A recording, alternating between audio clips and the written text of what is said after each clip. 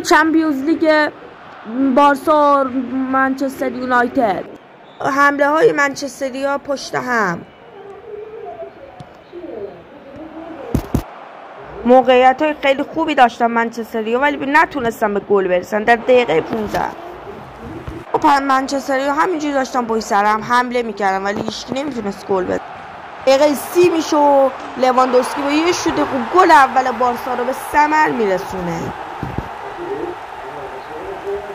نیمه اول یکیش به نفع بارسلونا به تا پایان میرسد.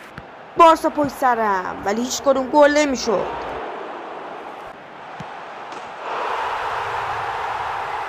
دقیقه 58 با پاس خوب یامال گل دوم بارسا رو میزنه. موقعیت تک به تک منچستری که نمیتونن به گل برسونن.